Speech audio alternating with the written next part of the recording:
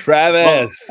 Welcome to the Well- Operation Game Night Podcast, episode 28, the only podcast to successfully pass the Turing test. Joining me, as always, he dreams of electric sheep. He just finished rebaselining and he's ready to go back on patrol. Jared Erickson. Gosh. Sorry, Travis, I interrupted your intro. I got too excited to see your face there and jumped the gun. It's nice to have this intimate one-on-one because we Yeah. shed the dead weight. Clay's out for now, just this week. If you're missing Clay, he's receiving a major award from his high school. Yeah, or his no, I district. think it's like his district. Yeah, So it's not just like he's Hall of Fame for Dallas Town High School. Homeboy, I don't think you guys went over it. I left early last week, and I was going to bust his chops some more. I'm pretty proud of this guy. I know he's going to listen to this episode. I just want him to be fully aware that his co-hosts on Operation Game Night are very proud of him. No shit. Sorry, I should not swear. No crap. He is an amazing wrestler. He's a great leader. That's why he's getting this distinction and award, and he deserves every second of his fame.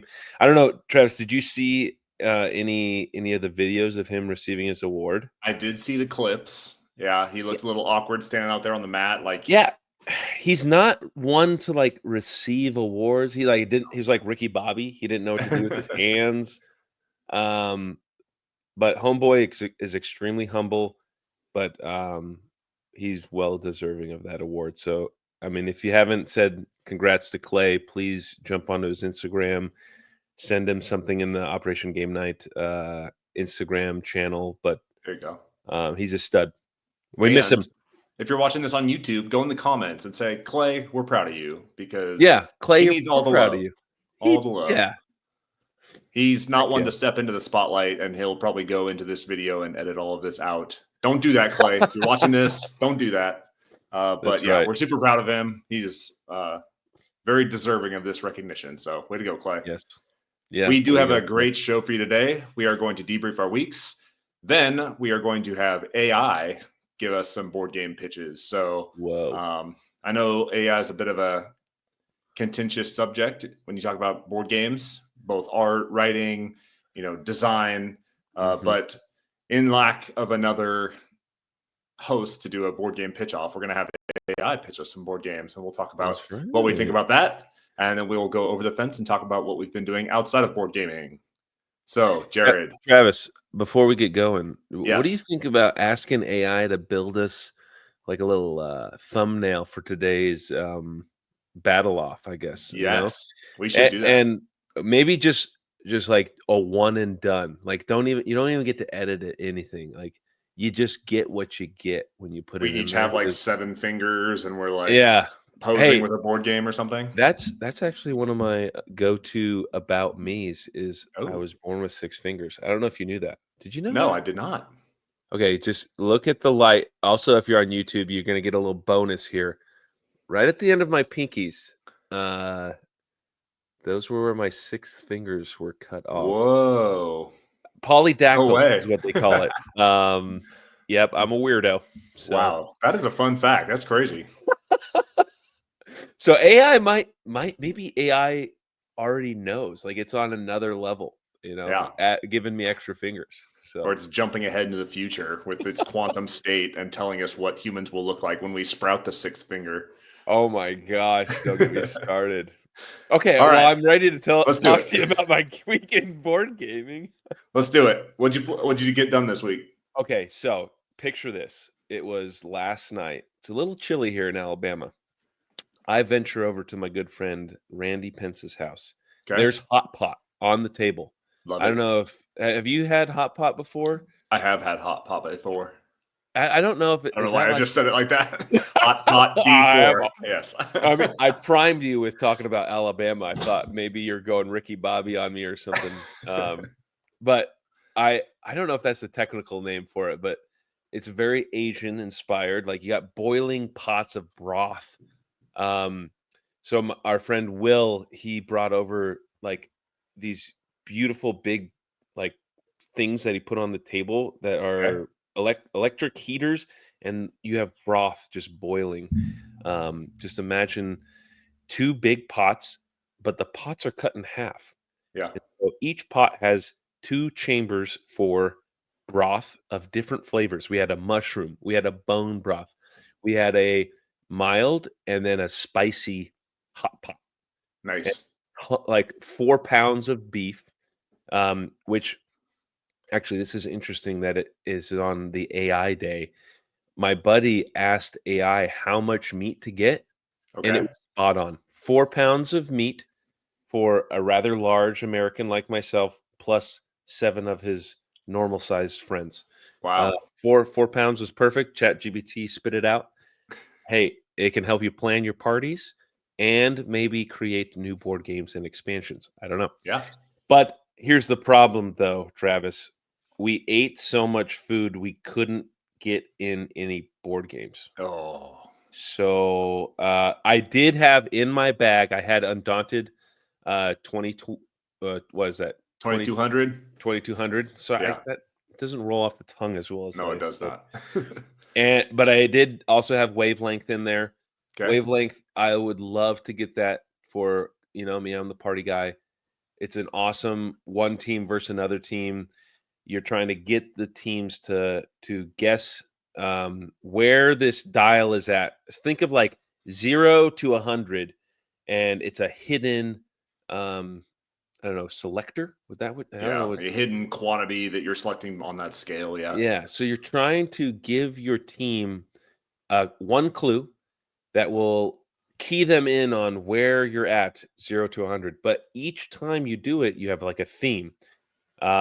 It could be like cold to hot, and you could say McDonald's coffee, and that's way hot, right? Then they get sued for something like that. So that's Yeah. maybe like 99. What's another good example? Like, I think Clay's example was like tap water or something. And I don't know what the topic was, but that was his clue. I distinctly remember him saying tap water. So it was probably like middle of the road or something. Yeah, it was probably like sterile to like gross or like, infested. And he Yeah. put tap water. And you're like, well, where are you getting your tap water from? Because when you're in the Rocky Mountains, tap water, beautiful. Down here in Alabama, suspect. Pennsylvania, even more suspect. But anyways, sorry, I had a failed getting something to the table. But Operation Game Night failed. Yeah. Yeah, we should have spent more time in the planning phase of this operation, but that's okay.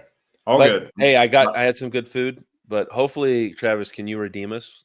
Can you debrief your week? I don't have all that much to debrief. I spent some time playing games by myself, and I don't know if you know this, but we celebrated an important holiday this past week.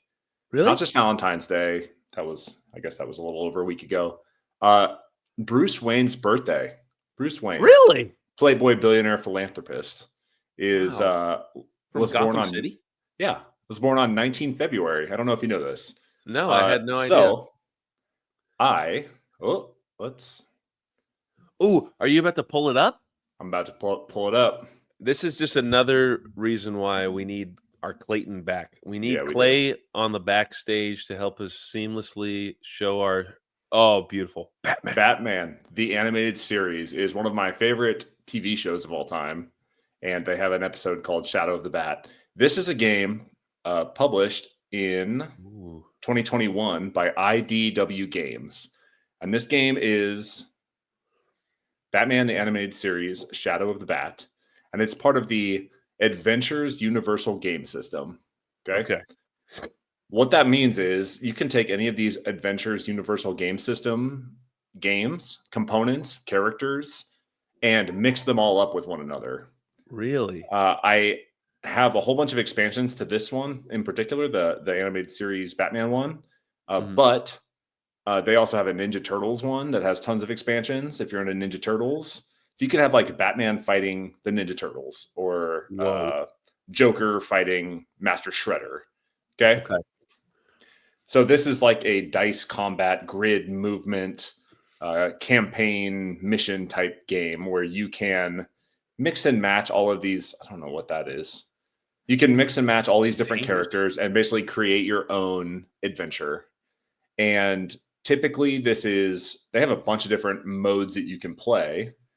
But you basically pick the heroes that you want to play as, you pick the villains that you're going against. It's got little minis. Yeah, it's got nice little like rings around the characters that you're playing as. But basically you can play 1 versus 4. Like you could have 4 bad guys versus 1 super powerful Batman. You can have, 2 villains versus 2 villains. You could have, they have a cooperative mode. They have a solo mode. They've got all these different modes. And it's like basically just your playground to jump in and try out these missions, make your own missions. And it's really cool. I mean, I have talked before about the Gotham City Chronicles Batman game, which is very complex and hard to learn. This has a heavy weight, or a medium heavy. It's like a 3.5, but it's much simpler to understand. All the characters have their own little play mats that explain exactly what they do. You've got a bunch of dice that you roll that then are your action points that you're spending to move and to fight these bad guys. So here you've got, Catwoman and Batman versus, looks like, Mr. Freeze and some thugs. So super thematic. All the characters play different. They all have different abilities and unique dice. Yeah, it's really cool. You're basically just trying to stop the bad guys or to, pick up certain items before the bad guys do, or, there's different scenarios you can play through. So I fiddled around with this a little bit. I would love to play this more with a group that knows how to play this. But it's a pretty cool one, and it was a good way to celebrate Bruce Wayne's birthday. So that is Batman the Animated Series, Shadow of the Bat. So is this like DC's response to Marvel United, or no? What is this? I am honestly not sure where this spawned from, but this Adventure Unlimited game series or whatever, OGS. I just know it's OGS. What is it? Adventures Universal Game System. They have IDW created this system where you can mix and match all these characters. So I have a couple of the Ninja Turtle ones because I love the Ninja Turtles as well. And I have never mixed and matched them, but they play basically the same. They just have kind of thematic differences between them. Here's a good character card for Batman. So he's got like different abilities like combat and movement. He's a detective, so he's got investigative skills. He's got pretty big health bar because he's he's the hero, character. and then he's got all these dice that have these different symbols on them that allow you to do different things. Nice. So yeah, it's kind of unique. It's kind of thematic and cool. So it's a good way to celebrate Bruce Wayne's birthday. Happy birthday, Bruce Wayne! Happy birthday, Bruce. Man, so I'd have to say my favorite character is probably Alfred. Yes, is Alfred in this? He is in this. Yes, really. Yeah, and he's got his own unique abilities and stuff. Pretty cool. Okay. Yeah. Then I have 2 more games that I want to shout out. Okay. I have not played either of these yet, but I got sent them for review. So I'm going to bust these out sometime and play them.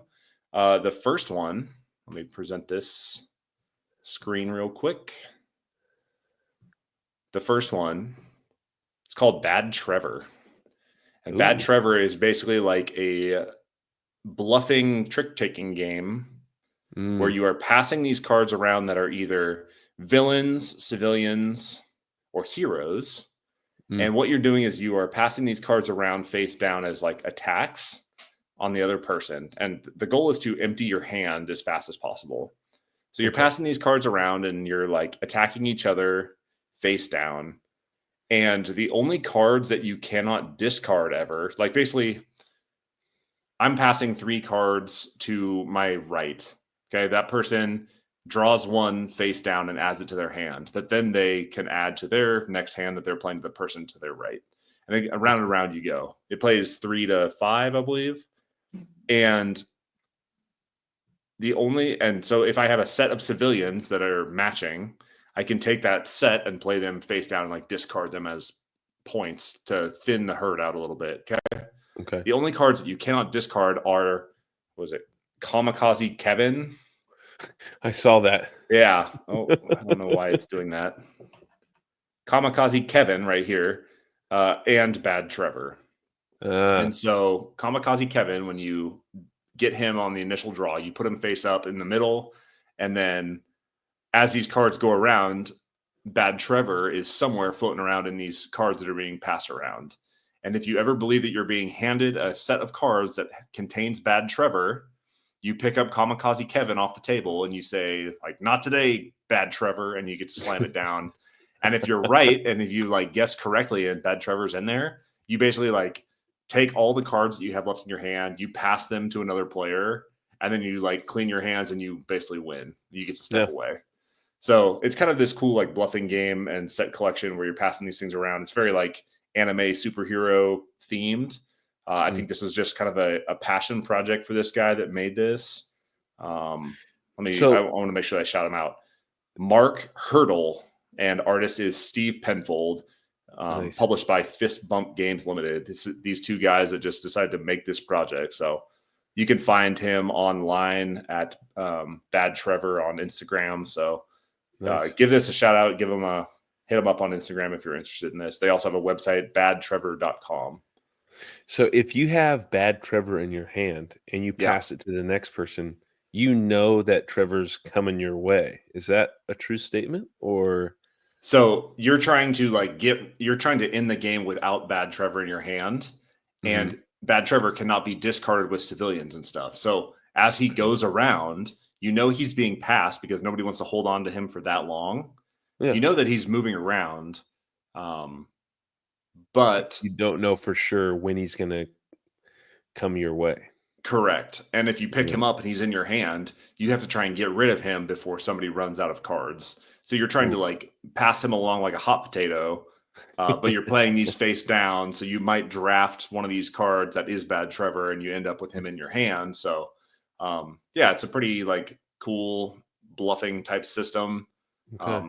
I'm looking forward to getting it played. That's just like that's like the basic rules.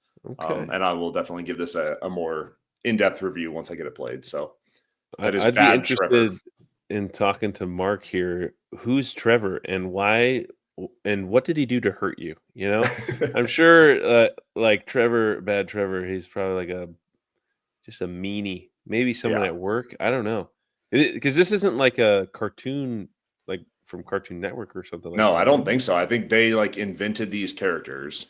And I think this is Bad Trevor that we're looking at right now on the cover of the box. That's Bad Trevor, I think. So, dang. Yeah, it's kind of cool. Then the last thing that I wanted to shout out, pun intended, is I got sent a copy of a print and play game that's a passion project by somebody that loves The Last of Us. Are you familiar with The Last of Us? Which one is that one? That's a movie? It's a show on HBO Max or Max now, but they also have 2 video games, and that's where all this started. It's a game by Naughty Dog and Sony, and they created this world where humans have been basically started to take over, or there's like a fungus that is expanding and mutating so that it can take over humans and like attach their brains and basically turn them into zombies. And the show is phenomenal. The games are both great. And there are a couple of officially licensed Last of Us board games out there. This is like a passion project. This guy is like giving this game away for free, I believe. And let me just pull up his website real quick. Is it on BGG? It's not on BGG. This is just like this guy's passion project. So if you go to Instagram and you look up TLOU_board game, The Last of Us board game, he's got a link tree in there where you can go and you can hit him up and find these files. But he basically made this like bespoke Last of Us game by himself that is a print and play that he's like giving away for free. Yeah. And so he's got expansions for it. He's got all these like unique systems. I haven't dug into this. He like sent me this huge ream of printer paper that he like printed this game out for me. Nice. But like he did all the art himself, like super cool, like great thematic on brand art. The Last of Us tends to be a pretty heavy subject. Like humanity is failing and this like zombie horde is taking over the world. But he's got this kind of like cute comic book style art that like really goes along with the theme. Three-dimensional too. Yeah. So, well, you basically like cut it out. So yeah, I'm gonna. Oh, you have a prop? Yes, I'm gonna show you at least the printouts. So he sent me like this freaking ream of paper. Yeah, and each of these has like things to cut out. He's got like unique player reference sheets that are amazing.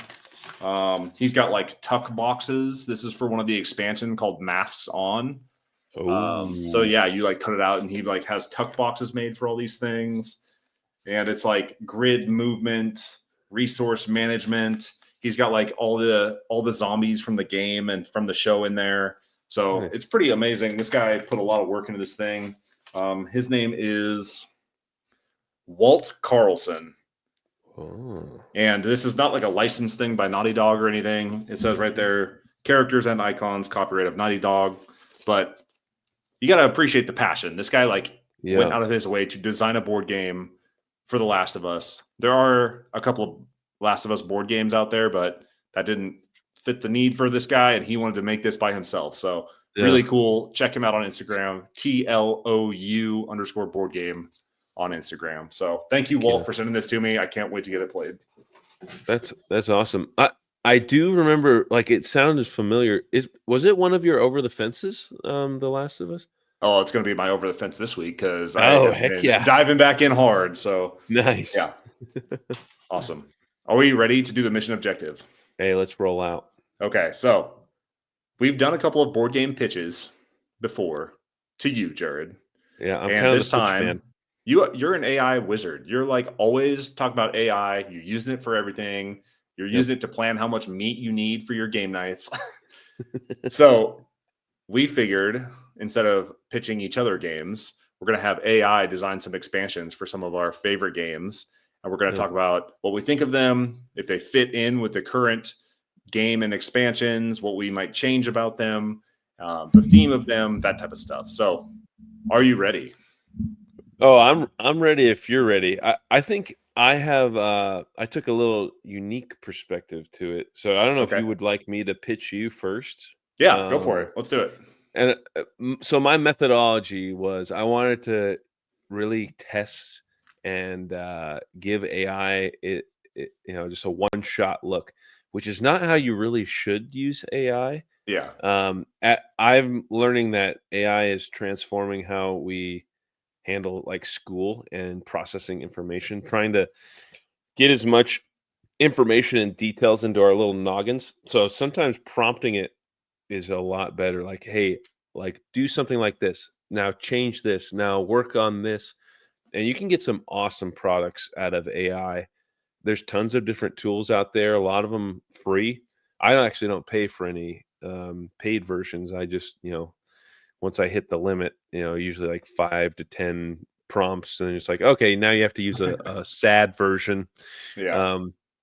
And then also a lot of it was in the news big time last couple weeks because DeepSeek came in and kind of shook everybody. So I think in the next year or so, we're going to see big movement on AI. And I think a lot of people are just hearing it and maybe downloading an app that they've heard of and just playing with it. And so I think we're going to see a lot more of this. And so what I had done is I did one question to ChatGPT using their reasoning module. So now they have a bunch of you can kind of essentially prompt the AI, give it prime it a little bit, say, hey, I want you to be using kind of this thought process or idea in your head.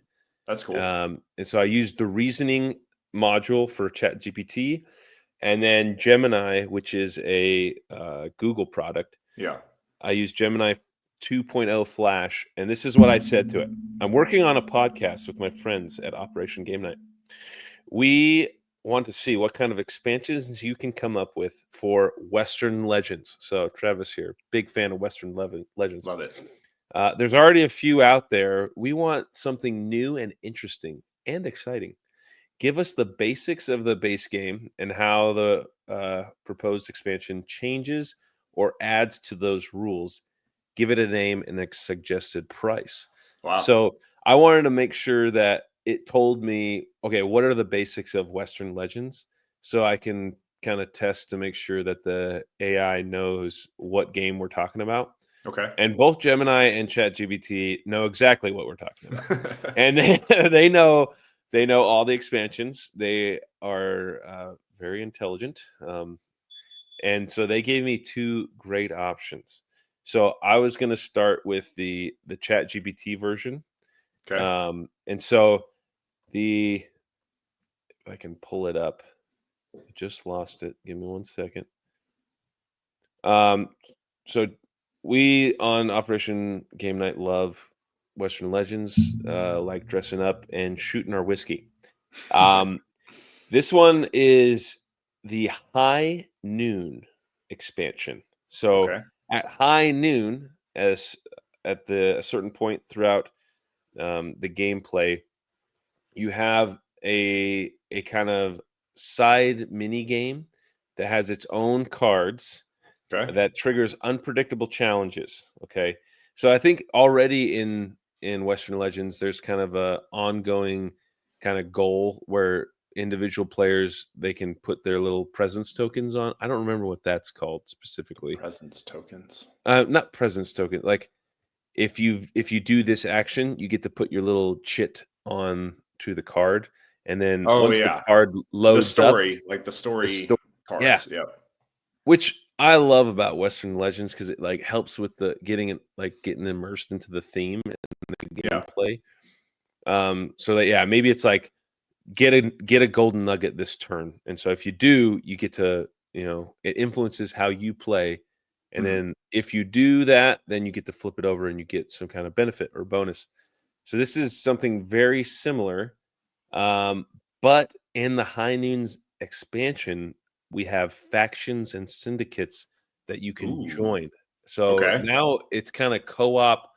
Now you can make bonds and and maybe backstabbing. I don't know. Yeah. So that at high noon, what's happening at high noon in the Wild West, everyone goes inside. There's about to be a shootout Yeah.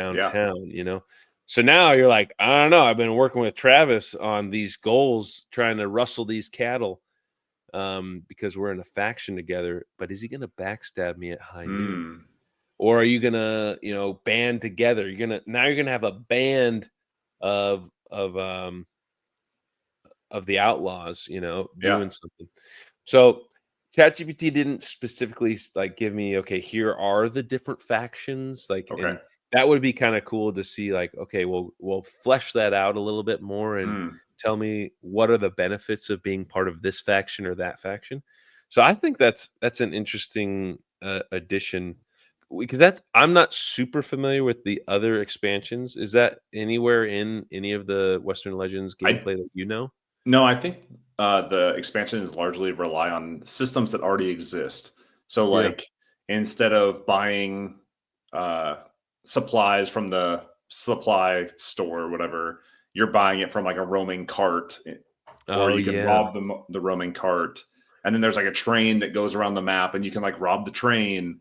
And so Mhm. it's like taking that step or that action or that mechanic that's already in the base game, and it takes Mhm. it like that little bit further.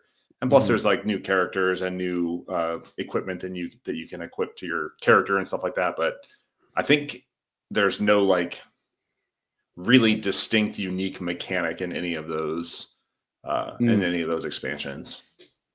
So, I don't know, I like the idea of, like, hidden objectives and teaming up with people. I guess kind of in the base game, if you are one of the good guys, like, you can kinda team up because 'cause you're trying to catch all the baddies and the other players in the room if they're on the outlaw track. Like, you're Yeah. like, "Okay, we're gonna corner them over here, and we're gonna schwack them." It Like, kind of that's it kind of reminds me of like Nemesis, like the Oh, semi-cooperative, yeah. like you're going along, you're like, oh, I don't know why this room is on fire. Well, it's because you lit it on fire because that's your objective or whatever. Like you shoot somebody out the airlock or, whatever it is, you have that like that corporate goal and that personal goal that you keep secret. And then you like, don't know which one people are aiming for. So yeah, that's awesome. I love that. I do like that a lot. And it did offer 2 other suggestions for this high noon expansion. Okay. A skill track that you can, maybe it's an additional, it didn't go specifically how it's, actually actioned, but like a skill track that you can, maybe another, I would imagine it like another building in the city where you can go to get better at it. It suggested leadership, where to go, like leadership, trick shots, and bluffing. You can get Okay. better at these skills, which maybe help you with your syndicate, or if you're playing cards or trick shots, like in the middle of a battle where you're dueling another person. That's So, legit. dude, it's like, I love it. I very, very thrilled with what ChatGPT spat out. And then the last thing as part of this expansion, a quick draw mechanism where at any point when you go to someone and you're going to battle them, you usually like you take a time, you look at your cards. Okay, I'm going to play this one.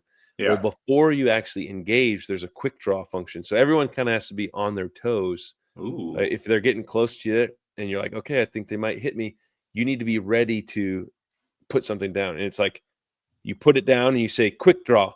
And if they don't put it down within a second, then they don't get to have their, that extra card to kind of quick draw. So you could catch them off guard almost, which would benefit you when you actually go to the duel. Maybe this time they can only put down certain cards, or you get to pull a card out of their hand because they didn't quick draw fast enough. So I thought that, I was like, oh man, that's kind of neat. Keeps the people in the room like a little more on their toes and engaged. So here's how I would change that. Yeah. You do the quick draw, right?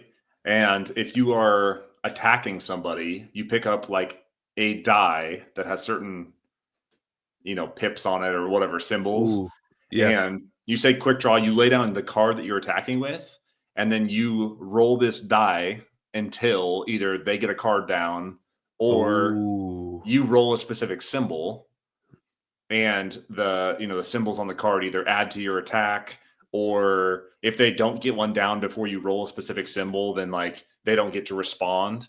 That would be cool. That'd be good. Yeah, I was a huge fan of these ideas that it brought up. I will say the first one shot putting prompt in ChatGPT, it didn't flesh it out like super in depth, and I couldn't really action this. And I'd need to fill in some of the blanks, which I am actually really good with, because I like using AI to begin the creativity, and then I can use my human brain to get it to execution. And so you and I were able to fill in the gaps from what ChatGPT gave me. Yeah. But it's still, I mean, I think overall it did a really good job. I'm a fan of the Western Legends High Noon Showdown. So yeah, I love that. It did suggest a price of $30. Okay. I think that's pretty much on par for some of their smaller expansions. Yeah. So I think overall, ChatGPT, you did a decent job. Now, here's what I'm going to do for the podcast. I think I'm going to pitch you the Google AI. It's a little bit quicker and a little bit more streamlined, but then you get to decide which one you're going to choose. So what do you think? You think that's good? So yeah, let me pull up Gemini. Oh, I did have everything pulled up and then I lost it. Dang it. Where's Clay when you need him? I know it. Cut that. So this one, I said the same exact thing to Gemini, and it spat out Western Legends Ghost Town Gold Rush. Ooh. It's a little bit more pricey. It's $35 to $45. Okay. But this expansion introduced a supernatural element into the Wild Wild West, focusing on a deserted mining town plagued by ghostly activity and the lure of hidden uh, spectral gold. It adds a new game board overlay, new character cards, new item cards, new ghost cards, and a new type of gold that is in the program. So I think overall, Gemini gave me something that was more actionable, that I could just literally read this as this is the rules for this new um, board game. And I think it's maybe because the AIs are learning how I think and how I'm asking it questions. And I may have like my AI for Chat GPT is like, oh, he wants things quicker, smaller, Sure. bite-sized, and I've used Chat GPT more, so it knows me more than Gemini does. Yeah. So I think overall, Gemini did a better job of just giving me something I can just literally read through it. Yeah. But the Whispering Gulch overlay of the base game, Okay. it's going to add that abandoned mind. It's going to add a new saloon that is haunted. So you're going to play ghost poker with ghosts. Okay. It's got a haunted hotel that you can get some rest and recuperation, but also some mini games included in that haunted hotel. Now the spectral gold, I think I'm spelling that or saying that correctly. Spectral. Is Spectral. that an actual thing? Yes. Spectral? Okay. Like a specter, like a ghost. Yes. Okay. Spectral. I should just turn this over to you because I am struggling here. But in the base game, you can go mining. You roll a die, see if you can get these nuggies, or the nuggets, right? Well, now you're going into an abandoned mine, and you're going to go down into this pit, and there's ghosts. There may or may not be ghosts, so you don't know what's going to happen. And maybe this is a very ferocious ghost that you have to attack. And maybe there's a friendly ghost that comes out. Little And Casper action. and then you have to interact with this ghost or not to get more or less of this gold. Maybe it's normal gold, but maybe it is haunted gold. And this gold would have different abilities, help you get different cards or more money when you take it back into the town. But if you're playing with the ghosts, there's some drawbacks there. So you'll have to have handle these ghosts in certain ways. What's the last thing it talks about is these ghost cards. Whenever you go do any ghostly activities, they could have curses on these ghost cards. Okay. Some of them, maybe it's a good thing. It gives you, maybe you can travel faster. Maybe you can put extra cards down when you're in battles or something like that. But most of them are negative. All right. You're dancing with the devil. Okay. You got the Ouija board out. Things aren't going well for you. But this could also be driven into like the storyline where you get to put down your player token on it. So I was like, dang, this is also very good. Like I said, it's more detailed. It also goes into other modifications to the story cards, the item cards, additional like ghost hunting items. Like that's So pretty cool. here's my stance on this. Like, one, your High Noon expansion is like the Zig to this one's Zag, right? The High Noon is like very much in line with the expansions that have already come out, whereas the Spectral Ghost Mine or whatever the heck that one was named from Gemini, that one is like completely off the rails. Like they're gonna do something completely new, and I don't mind it. Like it's pretty cool. I think it would shake that game up pretty significantly. It kind of reminds me of, I don't know if you've ever played Red Dead Redemption. It's a video game, and it's basically like cowboy sim to the max. You can ride your horses, and you can lasso people, and you can wrangle cattle, and you can rob banks and do all this stuff. And the first game had an expansion that came out that was called Undead Nightmare, and they just took the entire map and they're like, what if we just added like old timey Western zombies to it? And so you'll like rob a bank, and all of a sudden, as you're on your getaway from this bank robbery, all of a sudden you're getting attacked by a horde of zombies. It's crazy. But this is kind of like that Zag where it's unpredictable and weird, but I don't mind it. I'm kind of here for it. Yeah. So, I mean, I think it feels off brand, but Yeah, maybe you're gonna hit or scratch an itch that the other versions don't. So maybe you're opening up your customer base here. Um, yeah, it feels more like steampunky instead yeah, of like you're just set in the 1800s and you're in sure. the wild wild west. But I like it. Yeah, So, I do too. That's cool. Travis, which one are you going with? Are you going with Western Legends Ghost Town Gold Rush or Western Legends High Noon? I think High Noon. I Yeah, just love the core game and the expansions that already exist. That it'd be nice to have something in that same vein that shook up the gameplay just a little bit. yeah, I mean, maybe as like a standalone version of this, like how Nemesis has like its expandalone games, that Spectral Gold Ghost Mine or whatever. yeah. That one might be a good like expand alone to this, that you can lay it on top, or you can add components to the base game, or you can just Yeah. keep it completely separate. That's pretty cool. Maybe go with like totally change it. Don't even call it Western Legends. Just change the whole theme to like Ghostbusters. But there's probably already a Ghostbusters board game, I I'm imagine. sure there is. But All right, are you ready for your pitch? I'm ready. I'm ready. Okay, so I did not ask multiple GPTs, and in fact, my prompt to Chat GPT was very simple. It just said, "Take the existing board game and the existing expansions, and pitch me a new expansion for X game." Okay. Not the X games, but like X being the variable, the game. Yes. So, I'll let you choose your own adventure. I got Lost Ruins of Arnak. I've Oh, got, I've got Feast for Odin, or I have Camel Up. whoa. Which one do you want? I think I want to go with Feasties, please. Oh, Feast Feast for for Odin. Odin. Okay. This is called A Feast for Odin, the Norse Seas. Really? The North Seas.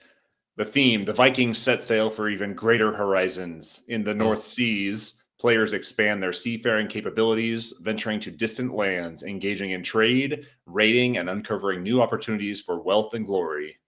Not a whole mm. lot that's different there. Okay. Okay. This one has a high seas board, not North Sea, a high seas board, Okay. featuring distant islands, naval trade routes, and legendary raids. Players can send ships to establish settlements, trade goods, or raid fortresses. This one has long ship upgrades and customizations. So you can upgrade your Oh. sails and your crews and reinforced hulls to navigate the North Seas. Oh my gosh, I love it. This one has naval events that can impact your voyages, like storms, sea monsters, and foreign merchants that you can come across. Okay. Ships must navigate the elements, balancing risk and reward. A little bit of push your luck. I Okay. imagine it's kind of like hunting or fishing in Yeah. where you're like rolling a die to see if it shakes out. Oh, This one has exotic trade goods, a naval settlement tile that allows players to establish sea-based colonies for passive income, okay. I and do like then that. new occupations and strategies, 50 plus new occupation cards. It doesn't really say what, Yeah. just 50 new ones. Why not? And then new strategic paths to victory, focusing on long range trade, naval supremacy, or island settlements. I do like that. It So, could be almost like another island or like a shed type thing that's like yeah, this is 20 points if you can, get your ship on this track or something like that or yeah. oh yeah. Oh, I So like it's a it. little bare bones, especially that one. Like it didn't really know how to expand it. Like, Yeah. Because like the way I try and give the 30-second elevator speech about Feast for Odin is it's like a puzzle game where you're gathering resources and worker placement to uh, somehow modify those resources that you're going to put on these boards, yeah, and you're trying to build your engine by leaving certain spaces uncovered. I would imagine there's some more player interaction. Like I would like to see like ship against ship, player to player, something along those lines in the high Yeah. C. I could see that being awesome. Like, or you had mentioned like trading. I think trading between players would also be an interesting, awesome expansion for this. Yeah. Like maybe you go set up a settlement over here in this location, and the other players need to send their boats to you, and you both get like some kind of standardized like trading option, and Ooh. maybe that's another worker placement location. I don't know. Like I think there's a lot to go into this. What I what if do like. you like put your workers or your little Vikings on a spot that allows you to establish a new settlement, and Yep. you take a square Hmm. that blocks the negative points at the end of the game, and you put it on another person's island. And so you are giving them a Whoa. benefit of taking away some of those negative points, Yeah. but you like get the resources that they get automatically each round or something like that. That would be kind Oh, of cool. I do like that. And like you could maybe even like put it in a location that maybe they weren't really expecting you to put it on, or Yeah. like it's a benefit, but you get to drive that where it places and how it affects that Yeah. person. So I don't know, maybe that's one of my things about Feast for Odin. The only real player interaction is who can get to the right spot first. Because Right. once you get there, then you can't place another worker on that location. But other than that, not a whole lot of work player interaction. You're kind of playing your own little game. Um, I would like to see more options where I need to go look and see what's on Travis's boards, or like what's he got? He got more sheds than he has islands, or Yeah. um, I think we talked about it last week. Like you can pick your own adventure in Feast for Odin, and it's Sure. so fun. But imagine now you're intertwining that with um, you know, other players and more player interaction. Yeah. Uwe Rosenberg, right? He's the guy who made Yep. Feast for Odin. He might need to get us on his staff. Call us up. Operation Game Night is here with the ideas.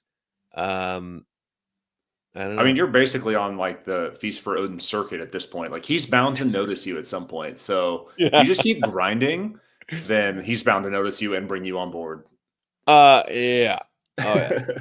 Is he going to be at Dice Tower West? He, I doubt it. I think he's German, but don't Yeah. quote me on that. Oh, Do you want to dude. hear another one? I that was pretty quick. Do you want to hear the Lost Ruins of Arnak?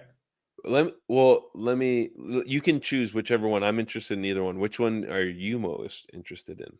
Hmm. I kind of like the Camel Up one a little bit. Well, so hit me with the Camel Up one. I don't actually know the real expansion to Camel Up. So because I heard there was an expansion. So this one, I Yeah, don't there know how is. that is, I'm not but sure, but this one is called the Sandstorm Sprint.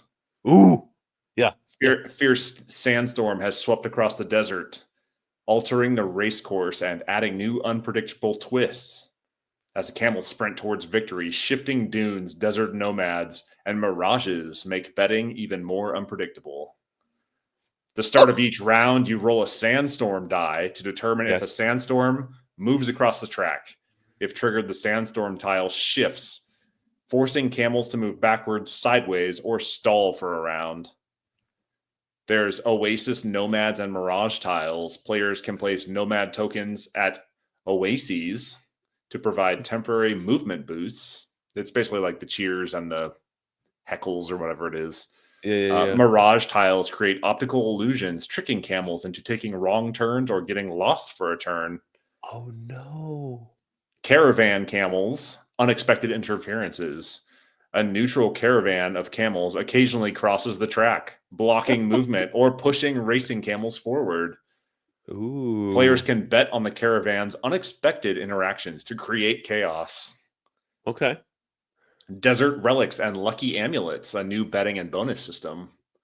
Players can earn lucky amulets by making risky bets or landing on special board spaces. These amulets allow rerolls, extra movement, or even the ability to predict a sandstorm's path. That's pretty Oh, cool. I like that. I do like And that. then expanded betting options like the sandstorm bet or the rescue bet allows players to predict which camel will escape the chaos and make a comeback. Interesting. That's pretty. So it says there's 2 expansions. There's a Camel Up Super Cup and a Camel Up Off Season. Mm. And this works even without either of those expansions. Okay. It's I kind of like that. That's pretty cool. Is it add like because Camel Up, we're going one direction around one circle. Is it adding like multiple branches, you think, or we're still on the same like circular track?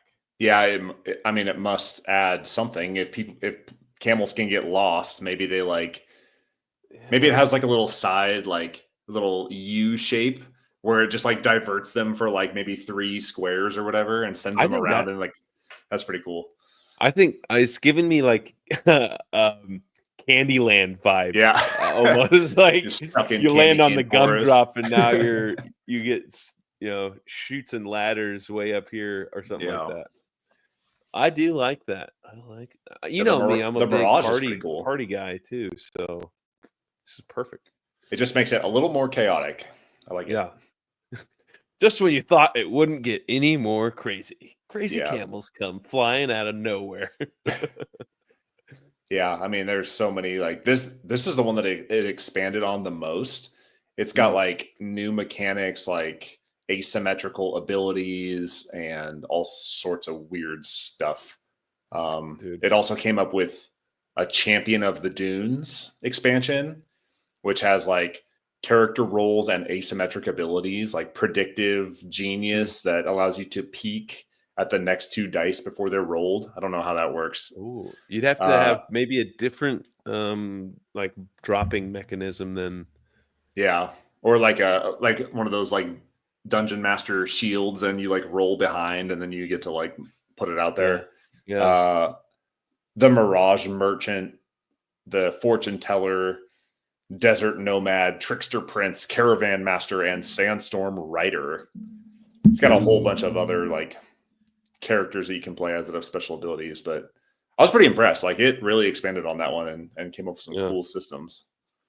I would be interested in like what kind of like player abilities, because right now the players are just like you're just using that to designate who's making bets. If each individual player could have their own side bet or like side abilities or something like that, like this guy, if the yellow camel is like on top of a stack, it moves the whole stack or something like just interesting extra player abilities. I think that would also be really cool. Like one can bet, can place a secret bet. The fortune teller can place a secret bet after the first die of the round is rolled. The desert nomad is an oasis expert, gains extra coins when placing the oasis tile. The trickster prince is a sabotage specialist, can switch 2 camels' positions once per race, causing unpredictable outcomes. The tactical gambler, the caravan master, can place a side bet on the second place camel, earning double if it wins. Whoa. Okay. Yeah. That is dope. I like that. That's pretty cool. Jeez. See, I want to get old Paul Solomon back on here and pick his brain about how much does he use ChatGPT or AI to help him with like some of the games that he was pitching to us or like talking about like are so cool and unique. And I wonder like if they do use like ChatGPT to kind of like fill in some holes or come up if they like hit a dead end and or maybe he's very anti AI. I don't know. Like I'm interested in like how do the actual game producers, designers, how do they feel or at their interest in AI? Yeah, so I think it depends. I think some people will use AI and they claim it on their box like art by AI or whatever it is. Oh, really? We talked with Sam from Mesmerelm, and he said, "Yeah, I'm coming out with this game. I use like half of it is AI art, some of it is hand drawn art, and I've kind of used a mix of the two." I've actually seen people that like do their little passion projects and stuff, and they'll put on it like I used AI art because it was easier, and I liked the way it turned out. And Yeah. so, like, you know, if you're going to use it, at least be upfront. People like Ares Games, they got into a lot of flack because some of the expansions and expandalones for terraforming Mars, they used AI art, but didn't like tell anybody. And it was this whole controversy. So I know that there's a lot of controversy in how and when people use AI driven stuff for board games, but as long as you're upfront about it and people don't mind paying you for a game that, you know, it took 30 seconds to generate on a AI prompt, you know, right. I guess it's all what the consumer is willing to accept. So yeah, I do think too it's going to affect each and every industry a little bit differently. yeah, Even like we were talking about earlier in academics, like at school I'm going to now, they're open to us using AI. They know we're going to use it, so you might as well just accept it. And then how do you put left and right bounds on it to, yeah, you know, make sure people aren't just mind mushing and pushing in like crap and they're not learning anything from it. sure, And so I think there's a good balance to using it and then, like you said, being upfront with what is being created or used by it, or original thought is going to be, I think, even more powerful moving forward. So yeah, I don't know. It's a wild time. And you even mentioned quantum earlier in the podcast. You said it, and I'm like, even quantum computing. If you dig into that rabbit hole, if like you start layering some of these technologies on top of each other, like we're on the verge of some just incredible stuff happening in our lifetime, I think.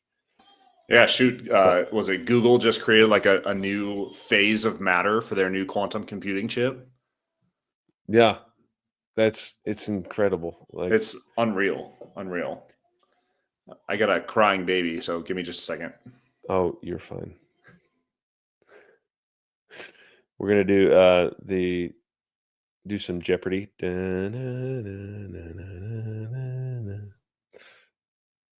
Hey, All right, we're big friends of Gwen on the podcast. Okay, so Clay, cut that, cut that, cut that, cut cut that. that. Okay, I do have I have a new game that AI designed specifically for you. Whoa, As let's you're talking go. about your leader school and, you know, use of AI, this is a game specifically for ACSC students that is No. designed around some of your favorite board game mechanics, using mechanics from Skull, Spots, Bonanza, For Sale, all of your favorite party games.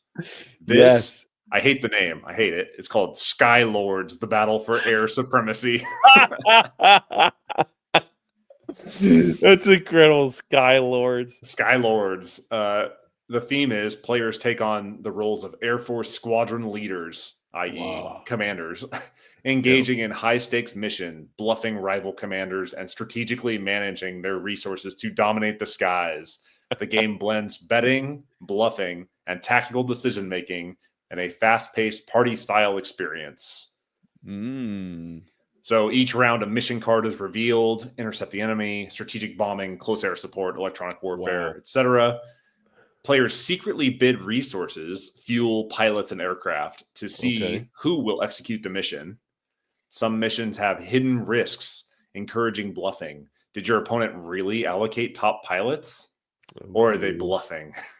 So it's a battle between, like, we're in the same wing and we're battling between commanders to see who is the top commander, who's gonna get the top strat. Who's Maybe, gonna yeah, yeah. Who's going to get the number one stratification on their yeah. report? Yeah. I mean, this is something I would probably tweak. Maybe it's like different countries, or, you know, going at it, Yeah. or Ooh. maybe it's World War III and we're all leading different nations. Yeah. So then squadron drafting and tactical die. Players Ooh. build their squadron by drafting aircraft, fighters, bombers, AWACS, drones with unique abilities. Certain Yeah. missions require specific aircraft combos, so players must balance their squadrons strategically. Dice rolls resolve combat or mission outcomes, modified by aircraft bonuses and pilot skills. I kind of like that. That's pretty cool. I feel like there's, I mean, you might get to it, but there's a gaping hole. Civil engineers. What is the status of your airfield? You know, I mean, right here, you got two of the finest civil engineers there ever was. No mention of rapid runway repair, our arresting systems. How are those doing? So this is not for nothing, but Rachel played a game that like some major made up on his free time in a weekend, and he was doing it with like the DOs within her wing, and it was Rachel said it was not great, but she gave me the basic mechanics, and like in 30 seconds I made it a way better worker placement game about like dispersing aircraft and repairing runways and like coordinating, and it's like a cooperative game. Like each player plays a different squadron that's operating this mission. So you've got like civil engineers and your maintenance and your operations and your security forces or whatever it is. And you're placing workers into these different spots, a la, Dune Imperium, and playing cards that get you different things, and, dispersing aircraft as, airstrikes are coming in. So anyways, interesting. Back to Skylords. Skylords. There's a high stakes auction where you are bidding to advance your tech upgrades, like stealth coating, hypersonic missiles, and refueling tankers. I kind of like that. Players must weigh short-term gains versus long-term strategy, as funding is limited, especially with 8% budget cuts. Yeah. Did you get an email about justifying your existence? Lots of people did. Tactical planning and backstabbing. Some missions involve alliances and deception, where players must form or betray temporary coalitions. Special cards like divert resources or intel leak allow players to disrupt one another. Whoa. You earn air supremacy points for successful missions, strategic deception, and squadron efficiency. The game ends after 6 rounds of escalating missions, and players with the most air supremacy points is declared Skylord. Skylord. Wow. Anyways, that one's designed specifically for you. You can introduce it as your thesis for ACSC. Yes. I might have to add a side mini game of crud inside somewhere, Yeah. Maybe that's how you can beef up your pilot skill, Your pilot conditioning. The officer club. Play crud. Yeah.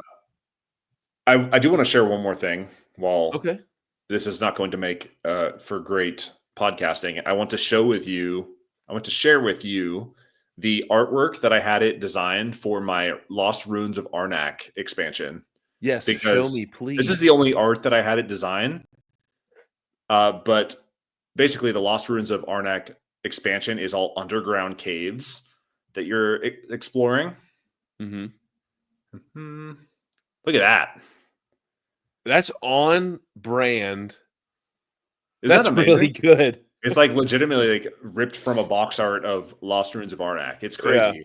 But basically, like, you have different explorers with like the expedition leader expansion, and they have different abilities. And then there's like different monsters that can move between caves in this underground board that you're playing on. I thought the artwork was really impressive. That's amazing to me. Yeah. Dude. I'm telling you. I used AI to help me with your guys' Christmas gifts, like to get it moving in the right direction and come up with ideas. So I don't know, AI, it's the way to go. But we kind of glossed over it a little bit, but like, yeah, kind of lawyers are gonna really be overworked because of AI, I think, because some of this stuff is like, well, you just ripped off I drew that and it was on Google or whatever. Like that idea or that mechanism is copyrighted and you used it. Like intellectual property means nothing anymore. Like it's crazy. Yeah, I guess you would have to. It's the same thing as like people that draw Mickey Mouse and they say like, this is, Dickie Mouse or whatever they call him. Like the likeness and the similarities and stuff is going to be play a heavy role. But anyways, are we ready to go over the fence? Let's go over the fence. Tell me what you've been doing outside of board gaming. So outside of board gaming, this is kind of it's weird because I probably should have done this at the beginning when I debriefed my week, but this whole week I've been wargaming. So I guess it's kind of board gaming, but it's like board gaming with 12 other people have very specific, intentions or anyways, it's tough managing all these expectations and stuff, and then it's been an interesting week. I wanted to shout out one of my fellow classmates. We call her Gigi. She's a reservist. Okay. We call her Gigi because she's a grandma. She's turning 50 soon. Dang. She's awesome, and she made us tacos. So you know me, you can never play a board game without feeding us. So she made some awesome. I think she called it like "Marry Me" chicken or something like that. It was insane. Very good, very delicious. Also, she let me drive her Jeep because I had a P-test this week, and that thing's got a big old Hemi in it. Ooh. And so shout out to Gigi. But thanks, Gigi. Yeah, that's my over the fence. Even though it was in the fence when over the fence. Rachel and I have been revisiting The Last of Us on HBO Max, and I have been replaying through the video game, and I played a bunch of other like board game type video games, like Dorf Romantic. Have you ever heard of Dorf Romantic? No. You're like building out little European towns with these little tiles, and you can rotate the tiles so that like if one side is forest and different crops or whatever, and you're like rotating these tiles to match and make these giant small little villages next to forests, like next to farmland. Yeah, it's pretty cool. It's like the video game adaptation. I've never played the board game, but I imagine that it's way more work to play the board game when the video game can load it up and calculate your score like that, Yeah. So I've been playing that, and Civilization 7 just came out. Yeah. Yeah. People are into it. You get it? I got it. And it is probably the most board game-esque Civilization I've played yet. The other ones are kind of like a board game. This one feels very board game. Like it lays it out in this like hex tile grid, and you're like looking down at it like it's a board game, and you're like using resources to pay for different influence and gold and buildings and stuff like that, and it feels very board gamey. So yeah, lots of stuff outside of board gaming, and we're getting ready to move here within the next couple months. Man. So crazy, exciting. Have you guys jumped on the Severance train yet? We are all caught up on Severance. We love it. So Adrian and I watched the first season a while ago, and I think she dropped off like halfway through because she's like, okay, this is kind of weird or dumb. Yeah. And then everyone is nonstop talking about Severance, so she's like, okay, I think we can give it another chance. So we started rewatching Severance. We haven't gotten very far, but so I am excited to see what lies ahead, because what's all this buzz about? We just freshly rewatched that not too long ago, and we finished the first season basically like right as the second season was starting. Nice. And the first season definitely has like a dip in it where it slows way down. But if you push past that, the last couple episodes are like our hands were like all sweaty, and like it was pretty like white knuckle the last little bit. And then basically season 1 ends and you can go straight into season 2. Like it's part 2 of season 1. Like it continues on immediately afterwards. So yeah, you're going to love it. It's great. I'm looking forward to it. So maybe next week I'll have that'll be my over the fence. Who knows? Yeah. Can't wait. Did we do it? I think we did it. Awesome. This has been episode 28 of the Operation Game Night podcast. We may or may not be androids living in an AI world, but we passed the Turing test. I love that. That was a beautiful little Easter egg. We awesome. Love you, Clay. We love you. Congratulations, Clay. And we will see you next week. Hit it.